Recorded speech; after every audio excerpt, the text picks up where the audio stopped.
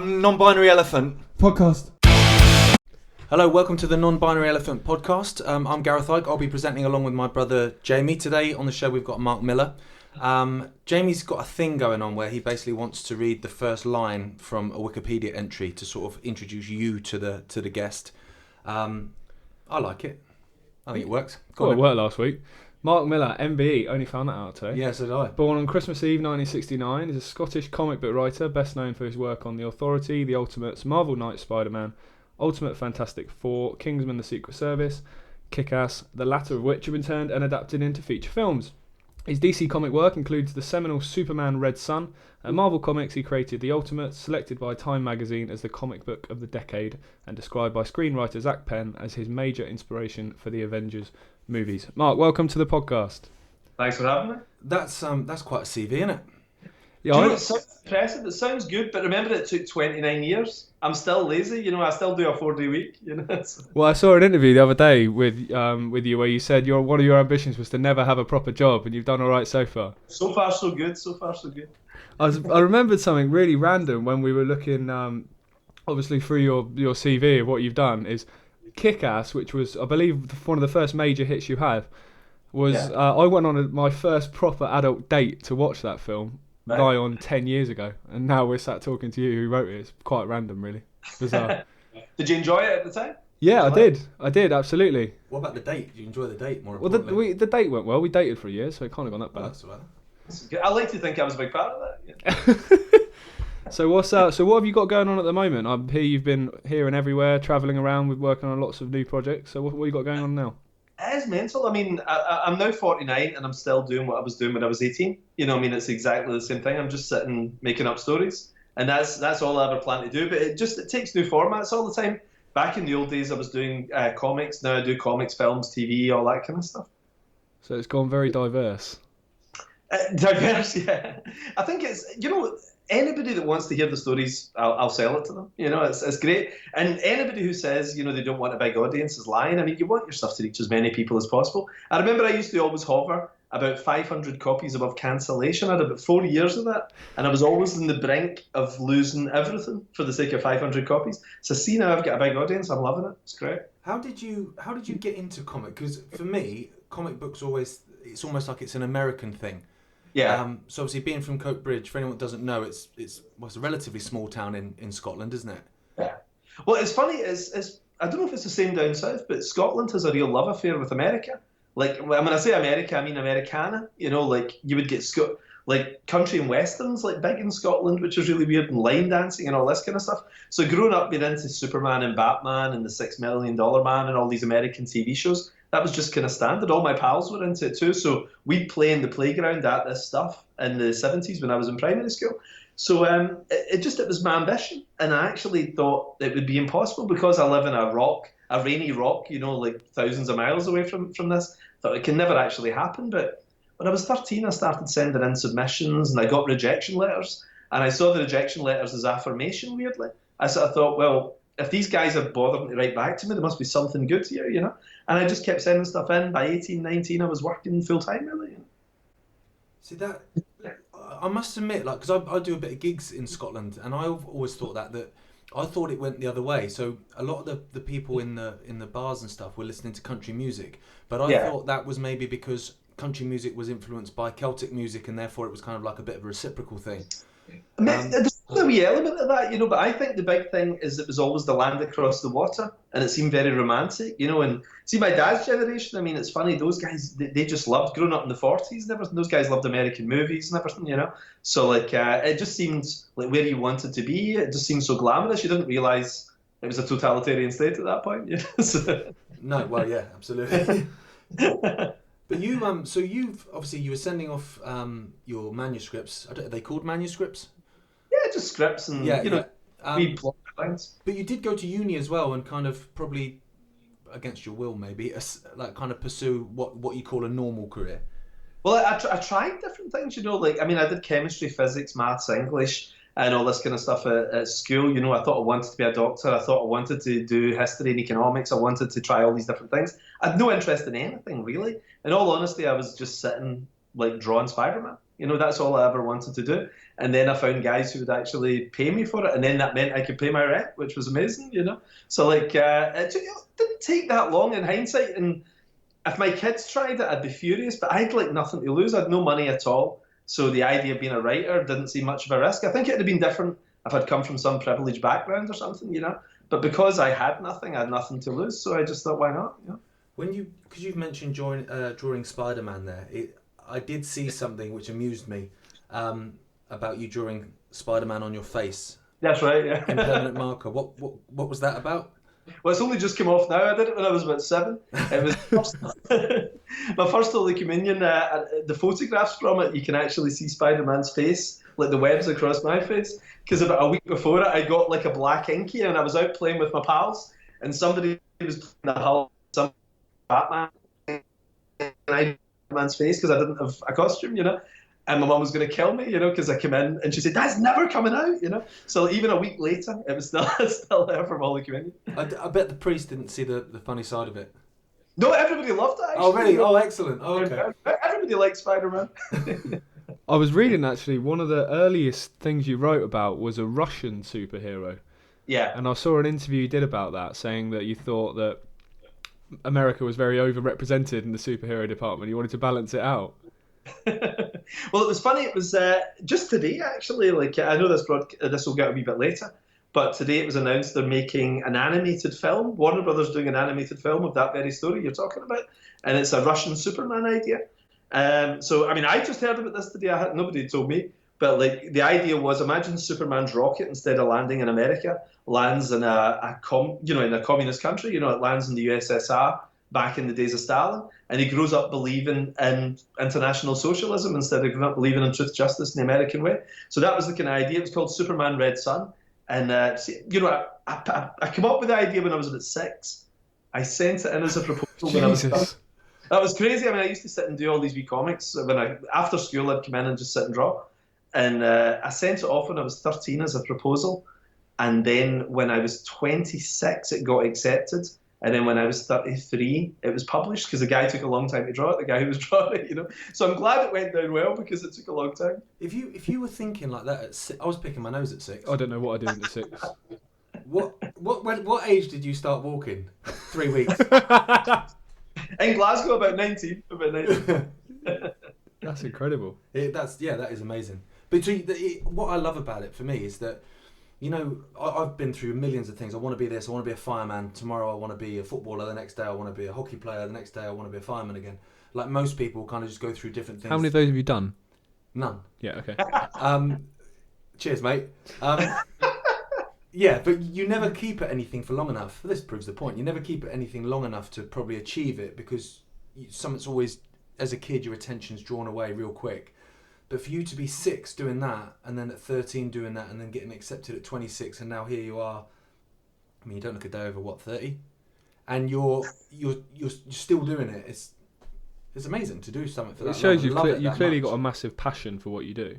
It's just what I'm into, you know. And you know what's really funny? See, when I talk to guys that sort of do unusual things, it's all they've ever wanted to do. Like, I was watching an interview with Jerry Seinfeld the other night, and Seinfeld was talking about.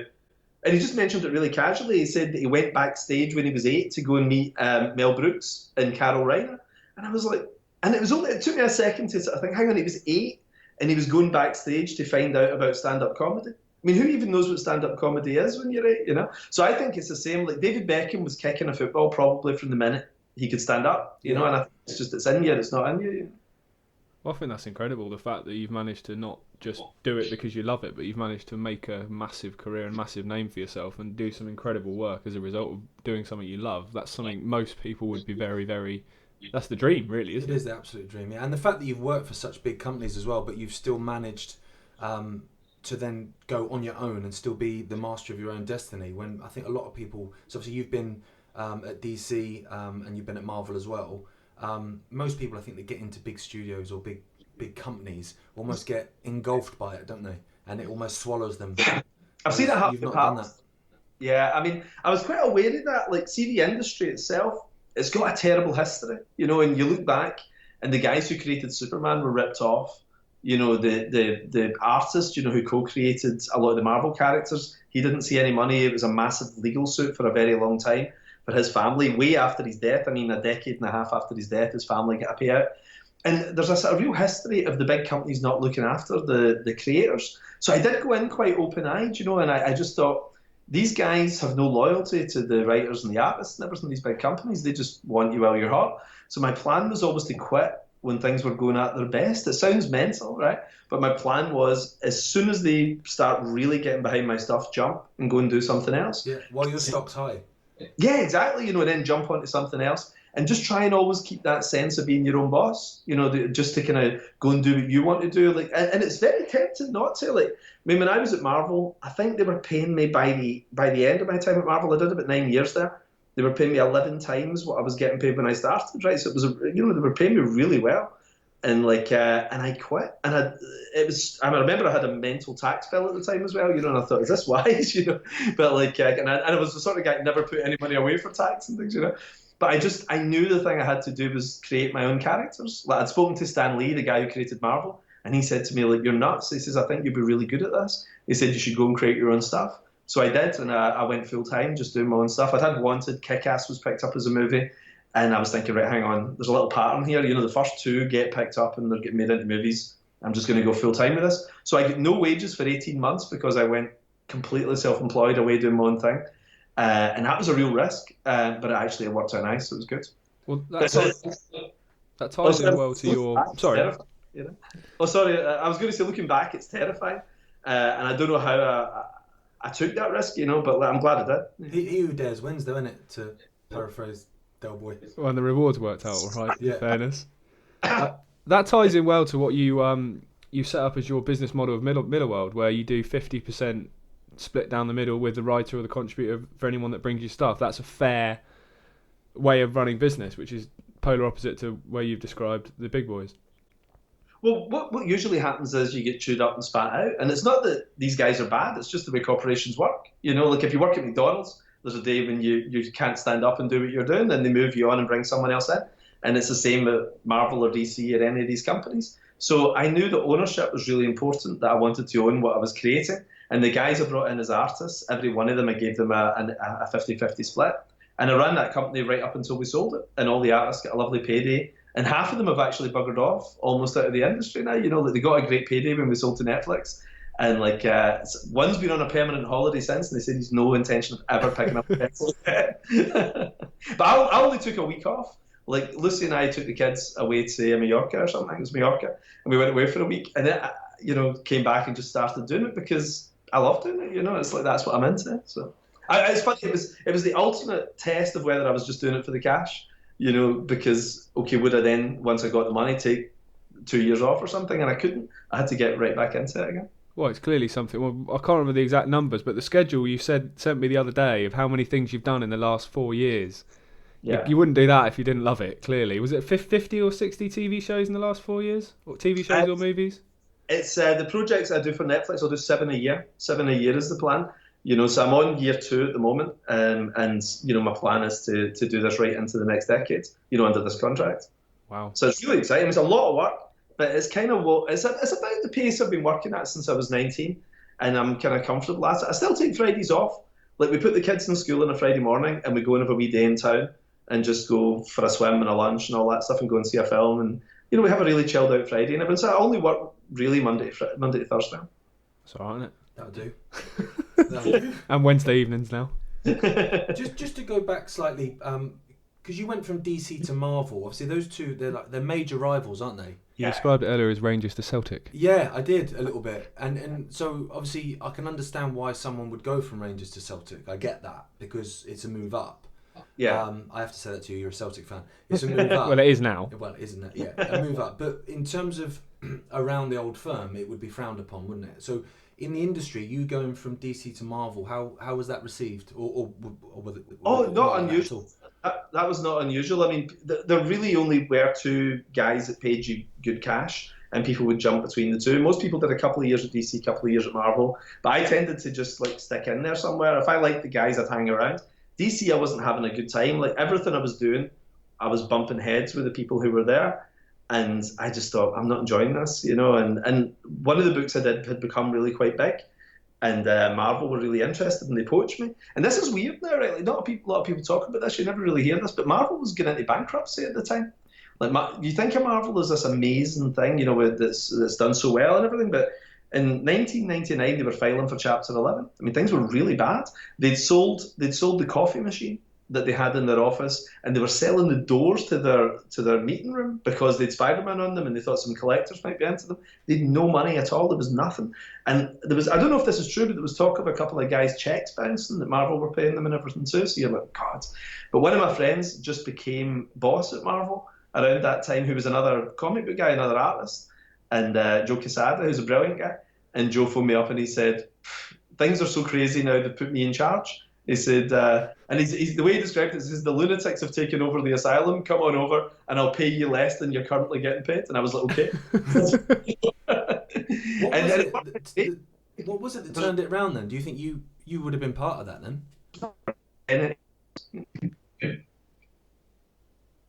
Oh, you there? Yeah, we lost you then for a sec. Oh, sorry. But so you'd have been part of the rebuild then, I guess, of Marvel. Yeah.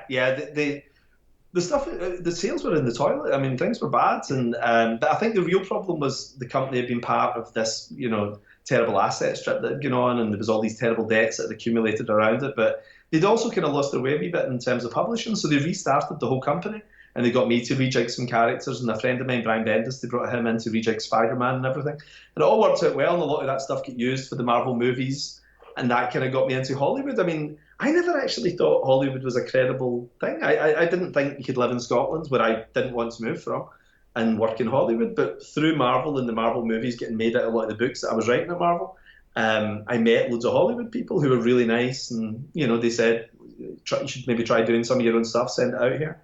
And that whole Hollywood career just happened by accident while I was at Marvel. Is that what led to the MBE? Because I'm like Jay, I had no idea. Obviously, we had lunch together. Well, you bought me lunch actually, and bought me breakfast. I bought you breakfast, and I had no idea that I was being bought lunch by an MBE. An MBE. No, it's funny actually. All my pals tease me about it because being a Celtic fan, being a Catholic, and everything, is kind of Buckingham Palace is not a destination. But I'll tell you a funny story behind it. Actually, I was actually offered the MBE the year before.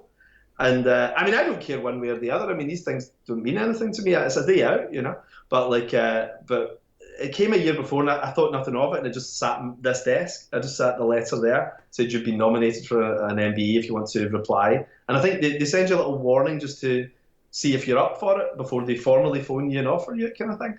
And I didn't reply because, again, it's not something that really matters. But my wife is English, right? And English people are a wee bit more excited by this stuff than Scottish people. For me, it's like an exam certificate or a stamp or something. It's just something that's got a royal crest on it. And she said, I'd love to go to Buckingham Palace. And I was trying to gain favour with my mother-in-law at the time, who also would like to go to Buckingham Palace. And I said, well, I've missed the deadline. I didn't get back to them when they were supposed to do it. She says, well, you have to wait till next year. So she phoned them up and they said, well, we can put you in next year's. And I was like, cool. And I phoned my mother-in-law up, and it was actually amazing. I said, do you want to go to Buckingham Palace? And she was like, yes. And the credibility I got from that was amazing. So, all my principles were sunk that day just to impress my mother-in-law. Yeah. I think men have done worse than that.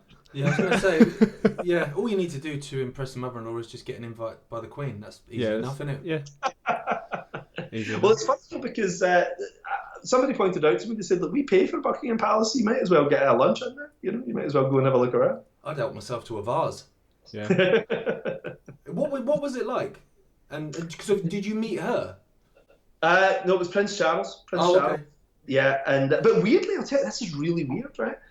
That morning, I flew down that morning to go, and I saw I've never seen the Queen in my life, and I bumped into the Queen that morning in Paddington Station. It was the freakiest thing. She was getting on. She was getting off the Royal train just at the time I was getting off the Heathrow Express when I was coming down, right? And I saw this wee tiny woman. She looked like Yoda. She's much smaller than you would think. She was just like a wee puppet that they were helping into a car. Because on TV they must have it at some angle where she looks like normal, But she really is like a wee head on a stick that they're moving, And they moved her into this car. And I was pushing the pram, right? I had one of the kids who was still quite young at the time, and I was pushing the pram. and walking alongside her, and she was in the car, and she had a whole royal security detail around her, and the car was slowly going up that hill at Paddington Station, and I was slowly walking along, and it was kind of weird because we walked for about 200 feet together, with me sort of looking in, then a bit uncomfortable looking away and everything, pushing the pram up beside her, and then she took off and she was away. And later that day, weirdly, I got the MBE from Prince Charles, and he started chatting. I said, "I saw your mum earlier." You know, it's weird. So you had a proper royal day out. Jeez. Well, yeah. Bringing back to your writing career and Marvel and the evolution of the film industry. Obviously, mid 2000s, Netflix comes along as a new platform, if you like. How do you feel, obviously, prior to the work you do with Netflix now, how do you feel that kind of shook up the film and television industry in the sense of there was a brand new platform and there was a brand new concept of how to run that industry? Well, funnily enough, the thing I didn't know about Netflix until I started working there is it's actually been around for 20 years. It's been around since the mid-90s, which is crazy, right? But I had no idea until I got talking to Reed, the guy who started it, right? And he's just like a guy. You know, it's really weird to think his company's worth 160 billion or something now. He's just a guy, you know, and he was a guy who was going to the gym. He came up with this idea in the early 90s, right? And he said he was going to the gym with his kit and he was just sort of thinking, you know, on the way, and he wasn't enjoying the job that he was in. And he thought, how come I can pay a flat gym membership for the month? No matter how many times I go, I just pay this flat thing. But if I get a movie out of Blockbuster, I have to pay $2.50 or something, you know? So, like, he actually just came up with the idea from that. He was just thinking about a different way of a payment structure. So he came up with the idea of a DVD mail order business. But he was smart enough, because he was a techie kind of guy, to know that the internet would allow you to download movies eventually. So how crazy is this? 10 years before the technology was even halfway there, he called the company Netflix, knowing that it would eventually be a streaming service as opposed to a DVD service. And he said he just took a gamble on it, and it was a cool move. Did he? He must have run it at a loss for a fair while then. I don't know, but I think it did well. And do you know what's really weird as well? Do you know that DVD mail order business is still part of their business? Oh, really? Because I remember there was one Love Film, wasn't there, that did that, and they're not there anymore. They've gone run bust. by Channel 4, wasn't it? Love Film. I think so. Yeah. Yeah. But I think he was literally doing this out of a garage and all that, you know, back in the mid-90s, and it just caught on and did really well, and it gave him the capital to build and expand as he did. But he's still just a guy, you know, sitting in the chair. He goes into work every day, and he's actually a really nice guy. I really got on with him. I really liked him. That's an example of perseverance, isn't it? Yeah, absolutely. So when they approached you, where did that come from? Was it something that you'd heard about for a while? You know, like there'd been some contact from this guy, and you've been going back and forth, or was it kind of out the blue? Because it was a big deal, wasn't it? Yeah, it was huge. I mean, it was Netflix's first ever acquisition. I mean, Netflix had never bought another company at that point.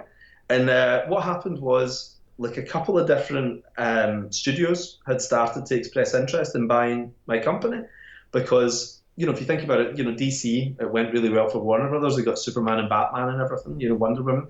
And then Marvel got bought in 2009 by Disney, and all this stuff's just going crazy. I mean, those movies have grossed over $20 billion now. So they were kind of thinking, okay, what else is out there? And the Millar actually had a really good library. Even though it was a relatively new company, there was 20 franchises, and we sold them 17. I pulled a couple out just to make things easier for another thing that was going on. And like I sold them 17 franchises, and somebody else had already sort of expressed interest, and then we got like a seller who was like a New York lawyer, you know, to kind of speak to some other people who might be interested, and Netflix was one of the other people who were interested. So once you've got one potential bidder, you know, other people start circling because they wonder what all the fuss is about.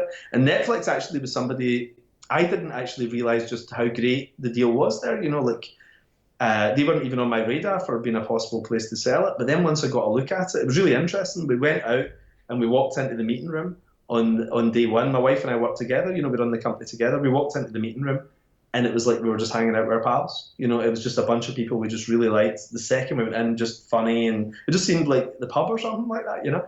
And they had a great attitude. Because they hadn't been a studio that had been around for 90 or 100 years, all their thoughts were on the future. And instead of doing, you know, 15 movies a year, they're doing 90, 100 movies a year plus 1,500 hours of original television. So the actual amount of work that was being generated was incredible. It was the best place, really, for the material to end up. But you're then an investment, aren't you, in the sense that because you're young and because you work like a prisoner of war and just absolutely go for it. I guess them signing you up in terms of the future franchises, the future films that you're going to produce and stuff. It's like a football club, buying a 19-year-old and going, yeah, okay, this guy's cost a few quid, but wow, imagine what he's going to be like in 10 years, 15 years.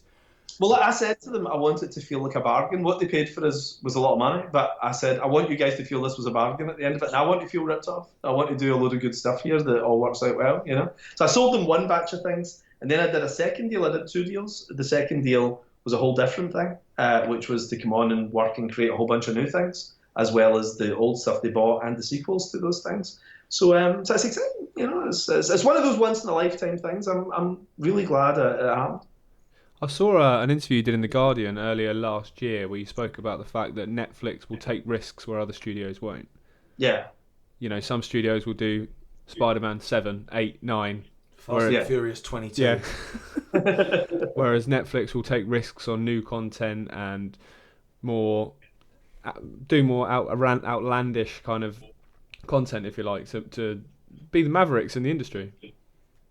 Yeah. Oh, well, I mean, somebody described it as like the type of stories we can do at Netflix. We start where other people draw the line, so we'll do mental stuff. Like, I mean, the first thing that's been shot at Netflix is a thing called Jupiter's Legacy. It's a book I wrote about 5 years ago. And one of the characters in it is like an alcoholic, drug addict superhero.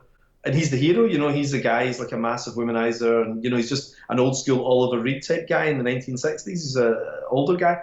But all the stuff with him in the 60s is stuff that you never get it through Fox or Disney or any of these studios. But Netflix are like, yeah, this is great. It's an interesting character, So from a creative point of view, just as a writer, it's really exciting because there seems to be no limitations on stuff. It's just whatever you can come up with as interest. Well, when you're creative, as you are, a free reign is your dream, isn't it?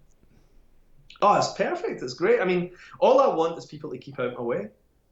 And that's what they do. Talking about like free reign and stuff like that, because obviously you've got like quite strong political opinions as well. Have you seen how the censorship, and I don't like the term snowflake, but that kind of mentality, people use that word, that's around at the minute, has that affected the film industry and the comic book industry? In that, obviously you're that you're mentioning, he's an alcoholic, he's a womanizer. You're going to get a bit of backlash off of certain groups saying, oh, well, you shouldn't be promoting a feminist, you shouldn't be promoting a womanizer or an alcoholic or a drug addict or whatever. Is that something you've seen in the industry that's affects people's writing in any way? Not really, no. I mean, I think a lot of stuff online is people, it's the same 100 people talking and moaning and things, but in reality, people just want good stories, and I'm the same, as a consumer. All I want is to watch an interesting TV show that you can watch The Sopranos or Breaking Bad, which are my 2 favourite shows of the last 20 years, right? And, one's a drug dealer and one's a mafia enforcer, and they're not nice people, but they're interesting. And as a creator, your job is to come up with interesting characters and interesting storylines. And the minute you let anything interfere with that, you're lost, But I think audiences are very smart, and a lot of the controversy around these things is overblown as well. I mean, people are generally smart and like the good stuff. Yeah, I think the idiots have the microphone a bit more, don't they, these days? So you tend to... We're evidence of that. Well, yeah, that's true. I'm looking at Jamie with a microphone in front of him right now. Yeah, with a little toy elephant on it as well. It's non-binary. It is. Well, it's not got anything, is it? No. I've still never seen Breaking Bad, and everyone always gasps when you say that. No, I've not. I don't watch a lot of telly. Well, same here. I've watched 15 shows in 20 years. Right? I've watched virtually nothing. But Breaking Bad is brilliant. Have you seen The Sopranos? No, I've not seen that. I remember The Sopranos. I watched telly when that was on, but right. I don't have time. I don't really watch telly now. I watch Netflix, to be fair. I do watch Netflix. I'm watching Luther at the moment, which don't watch before bed, people, because you won't sleep. I'm watching The Wiggles. Have you watched Luther? He's like a detective. Do you know what's funny you say that? We were going to start watching it last night. I've never seen it. He doesn't ever have cases where it's a Gobby Chavs punched a guy and he's killed him. No, it's always messed up, mind kind of what stuff, but perfectly feasible. And it's not stuff you wanna watch before bed, really. Was it worth watch? Yeah, it's good. I'd watch. Well, it's got 5 series. Some people must like it. I think we only watch it because my fiance fancies Idris Elba. I think that's always the way. Always the way. We've got that with Last Kingdom. My wife's like, "Oh, I love Last Kingdom." I'm like, you're not even paying attention to the Vikings or anything. It's the fella. Who's in that? I don't know. He's a Danish guy, but to be fair, he's in good shape. I'll give him that. Yeah. All right, fair enough. So you started on politics. We might as well carry on. Yeah. On And when I politics. said the Wiggles, that wasn't a joke, by the way. That's all I watch every evening is the Wiggles because the little one loves it. So we end up watching these strange Australians dancing How long around. how long do you let your kid watch kids TV? Like, what's the longest you'll do in an evening? Until she goes to sleep, because it's normally. Because it depends how tired you are yourself, isn't it? Like, I feel Yeah, terrible. totally. Yeah. Because she's at the moment, well, she's only 7 months, so at the moment, it'll be 2:30 in the morning. She's like, right, I want to party, and I don't. I want to go to bed, so just stick the Wiggles on, which it probably isn't great parenting, but I don't really care at 2:30 in the morning. To be honest. He's putting me off having kids. It's hard work. But yeah, so I mentioned politics. Obviously, for me, obviously, you're pro-Scottish independence. So am I, and I'm English. Oh, no. I'm not. Definitely not. You're not pro-Scottish independence? I was for a little while, but I'm definitely not now. Ah, okay. The internet's lied to me then, as it often No, does. I was in 2011. Then I got a little look at it close up, and I was like, "Oh no, thank you," and stepped back. So That question's backfired, isn't it? No, it hasn't. It's actually opened it up more for me. That's really interesting. Okay, so what was it that you looked at and changed your mind on that then? there's a couple of things. Like I think what pushed a lot of us in Scotland towards the SNP was that we were so disenchanted with Labour. I mean, my family are Labour voters. I was a Labour voter. Then things like Blair happened, the Iraq War and everything, and I was like, I'm checking out, And when you've nowhere else to go, you look at the Lib Dems, they're scumbags. You look at the Tories, they're even more scumbags. It's like, where do you go? So Scotland en masse all just went for the SNP, and it was very attractive. We were getting like free university education, which is cool. Nobody can not like that. We were getting free prescriptions and a lot of things that looked kind of like what left-wing people would be into. But then I sort of began to see it a wee bit more close up, and I was like, there's no plan here. And it was only as I got a wee bit closer to it, and I did a part of political broadcast for them and everything as well, so I got to know them quite well. And I realised that I think we were heading for the Euro, Really? And it was that's when my foot hit the brake, because I was saying, listen, what's the currency plan? Because obviously once we're a separate country, what's our currency plan going to be? And everybody was like, it'll be fine, And I started to just get a really bad feeling. I was like, I think there's something else going on here, and I feel as if we were just heading straight, coming away from one master, which was London, and going for an even worse one, which was Brussels. And just as a Eurosceptic, that terrified me, so I just hit eject and got the hell out of that. That's one thing I always found. Sorry, Gaz, that's one thing I always found strange with the Scottish independence vote was that they want independence, but they want to stay in the EU, which isn't independence worth having, is it? Well, there's something very interesting going on there. It's funny you say that, because back in the 70s and 80s, these guys were all Eurosceptics. The Jim Sellers and all these people, they used to be, we don't want London, we're suspicious of Europe because that was seen as a capitalist boys club and everything, But, so I don't know, something happened, and there's fishy stuff goes on, like with the EU and everything, and they infiltrated the Labour Party, they obviously got the Tories, they run the Lib Dems, and they got the SNP. I don't know how they did it, but they got them. I remember you saying to us before, over that lunch actually, where you said that you were there when the independence vote was announced. I honestly thought, having been in Scotland for the most of the summer before the vote, I honestly thought it was going to be a yes vote and they'd leave. I was shocked when it came back as a no vote. Yeah. You said you were there, and Alex Salmond was there. Obviously, was the head of the SNP at the time, who didn't seem to care or didn't seem interested in the result in any way. No, that wasn't me that was there. It was one of my friends was with me. Right, okay. I saw him next day, though. I saw everybody next day, and it was a big rally next day. But I'd sort of checked out a little bit by that point. I think by about 2012, I was starting to get a little bit suspicious of it all and just feeling this isn't for me, and I sort of got out of that. But I don't know. It was a funny time. Like, see, being the dad of half English kids in a place where there was a lot of anti-English rhetoric going on. It made me really uncomfortable. It was odd. And we see all these weird binary things going on all over the world just now. It is odd. It's like somebody said to me years back, the Catholic Protestant thing's really big in Scotland, or it used to be certainly. Yeah. And there was a lot of Catholic immigrants, like my grandfather, come in over from Northern Ireland, and they were a cheap force of labour. He was, what a navvy is, like a guy who digs the roads. Yeah. my granddad did all that kind of stuff, and they were sort of despised by the Scottish locals, and there was all this resentment stirred up. And somebody I know was speaking to one of the bosses at the company, and he was saying, "Do you not think it's awful that half your workforce hates the other half of the workforce?" And he said, "As long as they hate each other, they don't realise that I'm screwing all of them, you know." Yeah. And I think that's kind of the way it works, isn't it? You know, I think the genius is to find some emotive issue that splits people in half and make it a really simple binary decision like this, you know. So whether it's yes or no, or in or out, you know, leave or remain and everything, you know, Trump or Hillary. People almost don't talk about issues. They just argue about, it's almost like football, isn't it? They just argue about a different colour, you know? Yeah. Divide and rule is unbelievable. I mean, I've spent quite a lot of time in the last couple of years in America where literally everything is about politics. I was there, last time I was there in the summer, actually, sorry, I was there more recently, but for a length of time in the summer, it was just as Judge Kavanaugh had been nominated. And all over the media, for a start, why is a judge got a political allegiance? That's surely where you should have the most impartial person completely. Otherwise, you're going to have an agenda. Whereas a judge, you should have the opposite of an agenda. You should have the facts. That's true. Our judges could never say what way they vote, you know? No, I mean, it's just mental. The divide and rule is so easy, as you say. If you're arguing with each other, you're not looking at who's really calling the shots and who's really screwing everyone. No, and the people also, particularly in America, but also in England, they have a political opinion. So I'm a Tory. So, oh yeah. So no, obviously not. But in this story, I'm not. In this story, I'm a Tory. So because I'm a Tory, the Tories can do something that actually deep down I probably don't agree with, but I have to back it because I'm a Tory. And it's the same. You know, Hillary could say, you know, shoot all the kids dead, and everyone would go, yeah, I'm with her because I hate Trump. And it's almost like just have an opinion. If Trump says something good, agree with it. If he says something bad, disagree with it. Same with Hillary, same with everyone else. But like you say, this binary thinking of one way or another, and almost like a tribal. I'm a Tory, therefore everything is right. Everything's black and white. Yeah, but it's obviously the whole world is a shade of grey anyway.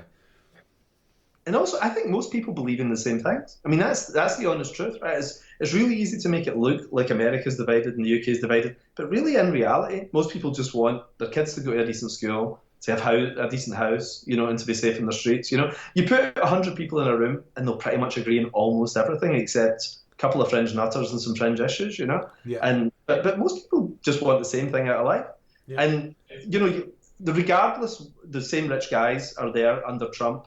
You know, are still rich, who were rich under Obama, who were rich under Bush, who were rich under Clinton before that, you know.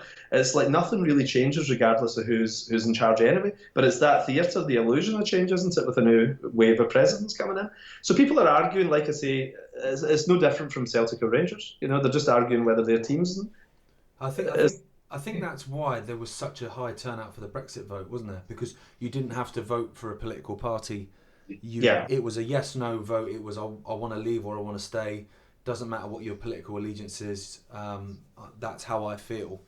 And I mean, isn't it the highest turnout in UK history? Well, yeah, and a massive amount of the out was the Labour vote up in the northeast, which Labour have basically ever since refused to acknowledge. Up in the northeast, the manufacturing industries in Newcastle and Middlesbrough, Sunderland, places like that, they were massively out. And they're Labour areas, they're not Tory areas. No, Derby voted out. Bolsover voted out, which is Dennis Skinner's constituency, and he gets all kinds of grief for backing Leave, even though I think it was about 74% of his. He was the highest one. Yeah, he was the highest constituency. Yeah, of course he's going to back Leave. It's what his people, who he's supposed to represent, wanted. But I was going to ask you about Brexit because obviously Scotland. I mean, you might tell me different, to be honest, mate, but here it's almost accepted that Scotland voted to remain, and that's just that. I'm assuming that's probably not the case. There's probably some Leave voters there as well, obviously. Well, I think it was about 69%, you know, voted to remain, and you know, obviously 31% voted to leave. You know, and I was in the minority. I was a Leaver, and it's kind of annoying because, you know, the way the narrative's been framed, if you're a Leaver, is that it's a right-wing thing. But a lot of us were left-wing, like you say, like those people in the north of England. I mean, our reason for leaving was entirely left-wing, you know, because, you know, we didn't like the idea of a federal Europe, which is obviously where this is going. We didn't want to condone that, because if that, make no mistake, if that vote had gone the other way, we'd be in the Euro probably within 5 or 10 years. Yeah, you know? Absolutely. There'd be we've the European army that they're talking about. Yeah. They're going to, you know, Turkey are going to come in, Macedonia are coming in. The block's going to get bigger and bigger and bigger, and, you know, it's never ending. It's the European superstate it's always meant to be. How has it been for you in Scotland as being in the minority of wanting to leave? Have you got any grief for it or not? I'll be honest, actually, in Scotland, it's not talked about much. Like it's less of an issue than independence was. And I think all the kind of anger came out in the 2014 referendum in Scotland. Like everybody was going nuts over that. People had posters in their windows and windows were getting egged and all this kind of thing. It was crazy. But I think everybody was kind of spent by 2016 and they just quietly voted in the whole Brexit referendum. But I was quite open about it. But I think almost out of everyone I know, I was about the only leaver in my circle, because most of the sort of leftists were post-1988 leftists, as I call them, people who'd seen Jacques Delors give that talk at the TUC conference in 1988 and give this beautiful sort of left-wing alternative to Thatcherism that seduced all of the Labour Party and so on after that, which was a shame because Euroscepticism, like I say, in the 70s was the preserve of the left. It was guys like Tony Benn and Peter Shore and everybody up against people like Ted Heath. Well, it's people like Jeremy Corbyn were Eurosceptics, and now he's towed the party line. It's pathetic. Well, I don't know. He's playing a shrewd game, I think. I think he knows that basically there'll be an earthquake in his parliamentary party and pretty much actually his national party if he says what he really thinks. So I think he's just playing this really quiet. And if it was any other Labour leader right now, it'd be different. But I think he, in his heart of hearts, wants Brexit to happen. Yeah, I think he does too. Because he was he was in, but he was very, very quiet during the referendum, wasn't he? All the talks and anybody else that had swung it. I mean, there was a very small number of a margin of error, just 2%. And if that had been a Tony Blair or a Chuck Amuna or something, enough people would have got behind it. So Corbyn was the right man in the right place at the right time. It was brilliant. Do you? Because obviously, you were a vocal supporter of Corbyn when he first came in. Do you still go with that feeling, or are you a bit disappointed with certain bits of what he's done, or do you think, like you say, he's playing the game pretty well? I think he's playing it pretty well. There's a real tortoise in the hare thing with him that I quite like. Like he and Tony Blair out of Parliament in 1983, same day, and Blair's gone, disgraced, shattered looking. He looks haunted when you see him. He looks like he's on the run. Yeah. He could end up in The Hague at any moment, And Corbyn's now just easing into his prime, I think, and he's just getting the keys for number 10, hopefully, So I don't know, I feel all right about it. I'm not disappointed yet, I mean, it might happen later, but I'm just keen to see what comes next year. It's a very exciting year. Anything can happen, and I'm optimistic. Well, Scotland's massively important in that because every Labour government they've formed, they've had massive constituencies and votes in Scotland, and ever since 2014, and they didn't back the outvote, they've died in Scotland, really, haven't they, Labour? Yeah, it's funny though because, again, people only remember their own lifetime, but Scotland used to be a Tory country. Like, up until the 60s, up until 1964 and everything, there was a Tory majority in Scotland, which people kind of forget, But Scotland actually used to be quite a conservative country. And it was, even in 1979, I think Thatcher got pretty much as many votes as Jim Callaghan in the election in Scotland, which is hard to believe, Thatcher. And then in 1983, the same again. And it was actually 87 before the divergence happened because the massive deindustrialisation of Scotland, where, Ravenscraig and all these places all get hit, that really mid-80s is when the Thatcher hate really began in Scotland. Probably Geoffrey Howe's budget in 81, so up to about 85, and then the Tories were never coming back from that. Probably about the same time as the Midlands and the north of England then. Pretty much, I guess. Yeah, well, because they destroyed the industry where we live. Well, yeah, we're in Derby now, and this area, Birmingham, Sheffield, Manchester was cars, was steel, was all the manufacturing of this country was done here, and they've all been shipped off overseas.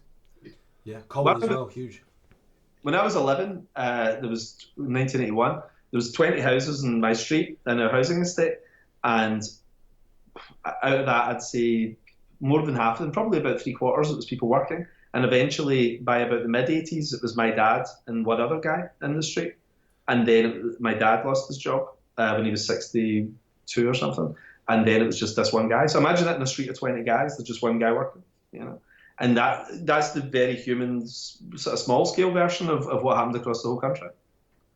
Jesus. It's the same in this area, isn't it? The amount of sort of deprived houses and empty places, empty warehouses you see. Just driving to work, I drive past about 3. Yeah, and but then when the places tend to get a little bit more gentrified, like they're trying to make Derby a little bit better, certainly the centre of the city, it's wine bars and restaurants and fancy shops, and I always look at them and I think, who's paying for this? Yeah, who's paying for those? Yeah, Who can afford to drink in there? Yeah, exactly. Yeah, It's not anything for the masses, is it? No, not at all. Industry's kind of on its backside in the UK anyway, isn't it? It is. Should we bring it back to something a little bit more light? Yes, go on then. It got a bit down then, didn't it? Should we talk about Spider-Man? Yeah. I was reading earlier, which is probably the biggest, what's the word, recommendation you can be given in the comic book industry is the CEO of Netflix compared you to the closest thing there will ever be to another Stan Lee. Yeah, it's nice. That's one hell of a you know, a compliment there, isn't it? Oh, it's crazy. It's nuts. I mean, see to put in perspective what Stan did. I mean, it really is amazing. Like, J.K. Rowling's created a couple of things. Ian Fleming has created a couple of things. You know, he did Chitty Chitty Bang Bang, Man from U.N.C.L.E. and James Bond. He did 3 things. You know, most people, if you're really lucky, you come up with 1 or 2 things, right? That's amazing if you've done 1 or 2 global phenomenon like that. Stan's created like 30 or something. I mean, it's just nuts. You know, to done Spider-Man, Hulk, you know, all these things, all these characters is amazing. And I don't think you can ever have another Stan. I mean, Stan's Neil Armstrong. He's the first guy, isn't it? Do you have I'm assuming you've met him over the years. Yeah, well, funnily enough, I met him, I think when I was about 19 or something like that. I queued up, you know, like everybody else, and signing. And it's amazing. For me, it was like, you know, God touching down in Scotland. It was because he'd been my hero my whole life, and actually getting to meet him was amazing.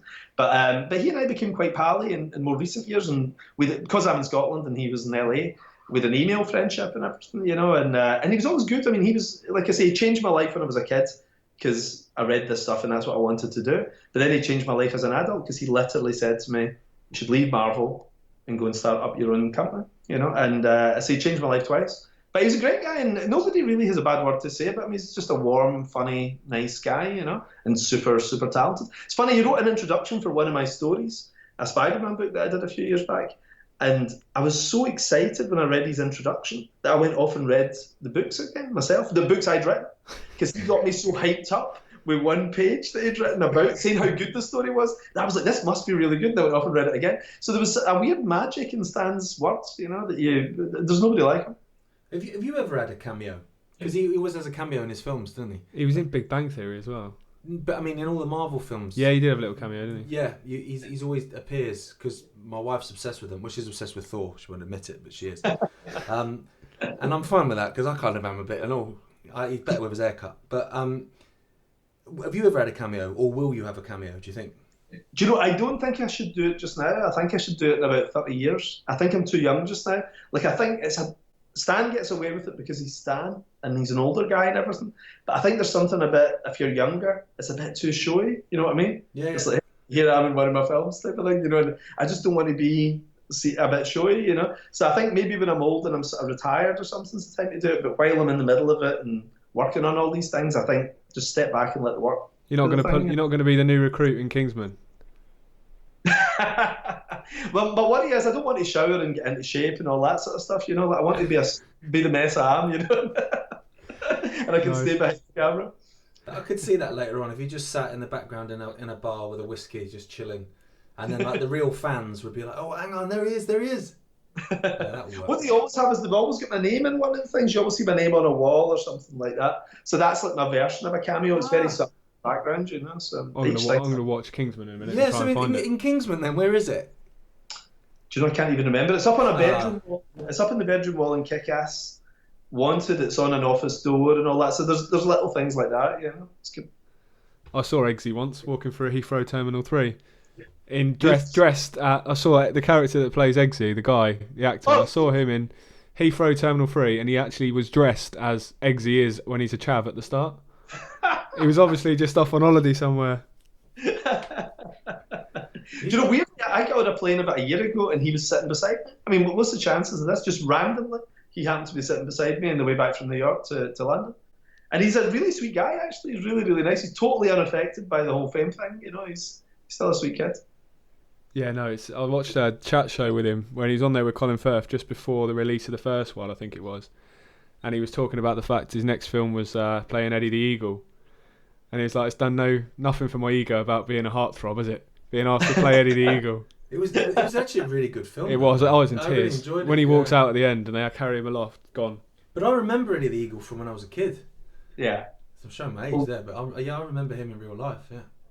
Wait till you see Rocket Man. Like I was on the set of that a few months ago, and that's his Elton John biopic that he's done. He's playing Elton John, and you think he looks nothing like Elton John, but he transforms into Elton John. It looks great. I mean, I watched quite a wee bit of it when I was down there, and it looked brilliant. I think he's going to do well, Tam.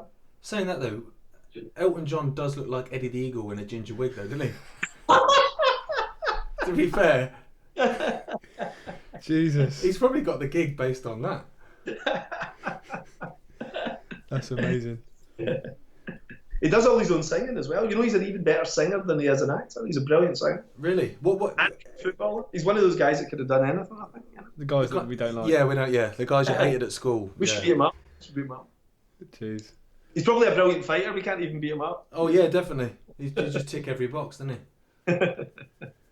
Right, so we better not take up too much. No, more I was time. thinking that. I was thinking we've been thinking- chewing your ear for a while now. I was thinking we'll go with what can audiences expect from yourself and Netflix in 2019? Well, they'll see nothing. 2019, nothing. It's just going to be like other programs. But 2020, all the shows we're making now take that long. Believe it or not, it takes like 2 years to make a film. So stuff that we've been working on won't be out till maybe spring, summer 2020. But there's 5 coming out really quickly, all side by side. There's going to be Jupiter's Legacy, which is going to be the best superhero thing ever, right? I mean, it really is good. It's great. 6 seasons, big, epic superhero drama, starting in the 1920s with the Wall Street crash, running all the way to the end of the universe, right? So the story covers everything. It's like Game of Thrones for superheroes. It's mental, right? Absolutely mental. There's that. Then American Jesus, which is my Spanish language program, which is about the return Jesus in the modern world, based on a book I did about 15 years ago. A sci-fi comedy thing called Sharky the Bounty Hunter. A big sci-fi. I'm just laughing because of the name. It's All I'm thinking is dog. The Yeah, yeah, bounty hunter. Do you remember that show? Jesus. and a thing called Empress, which is like Kramer versus Kramer in space. And then a thing called Huck, about a guy with learning difficulties who's got superpowers. So like five things all happening at once. It's really exciting. They're And all they completely so different. far, so good. They all sound completely different there as well. I'm glad we got in early with this because we won't get an interview. No, next we year, won't. will No, no chance. My publicist will be here in a minute to stop this one. Yeah. Well, just before we finish up, we've got a list, 3 questions we ask every guest. Yeah. So, do you want to go first? Yeah, okay. So, because we were talking about politics, say you decided you were going to go and take Nicola Sturgeon's job. Yeah. For whatever reason. And so you win the vote, you're First Minister of Scotland, and you're walking out onto the stage and all the crowd are there cheering. What song do you walk out to? Oh God, that's a good one. See, I only like 3 bands. What band? You know? It's like I only like Queen, ELO, and the Bee Gees. So it has to be one of them. Decent bands, though, to be fair. The good thing about now being a 40-something dad is that that's the only music I ever liked. You know, so now I can get away with it. It's brilliant. I love it. And Queen is cool again. Yeah, Bohemian Rhapsody's helped with that. Yeah. I know, I'm loving it. So I don't know. Don't Stop Me Now, maybe Queen. I was Great, just you thinking that. I'd Yeah. go with that. Good Out of them tune. lot. Yeah. I love that one. Right. If an alien race land on Earth and you're the Yep. first person they see and they said, take me to your leader, who would you take them to? I'd say probably my 4-year-old. Like she completely dominates my life in every way. Right? Like our happiness as a family is based entirely on her mood. Right? So if she's stroppy and tired and all that, our day's ruined. Gareth's learning about that. Oh, I'm learning very much. She doesn't about get that. asleep. My day's completely gone, you know? So, and it's funny because she's about this size, right? And she completely rules the house. Amazing. And even the other kids are scared of her.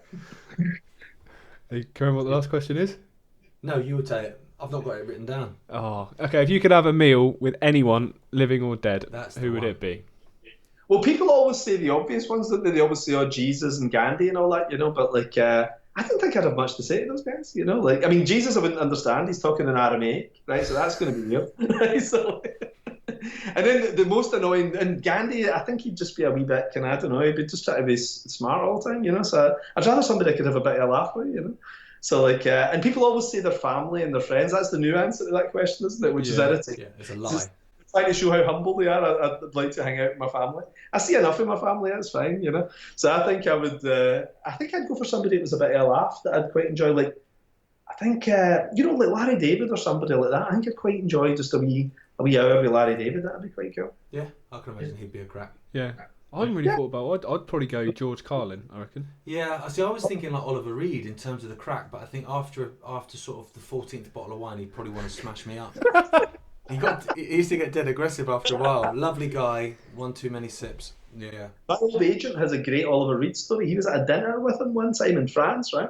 And he said that he was in this quite posh French restaurant and nobody was paying him any attention. Like he couldn't get a waiter to come and bring over a menu, right?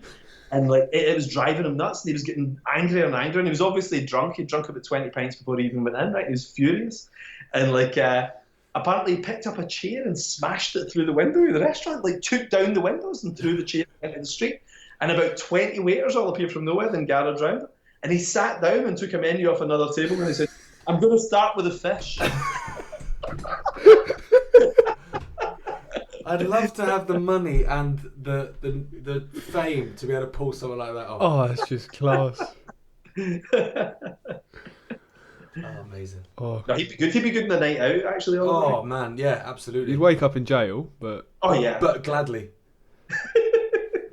Well, that's Peter O'Toole's got a great story about the night. I think it was Richard Harris or somebody. He said we went out on Friday night and we went up a week. We've lost you. I want to hear that story now.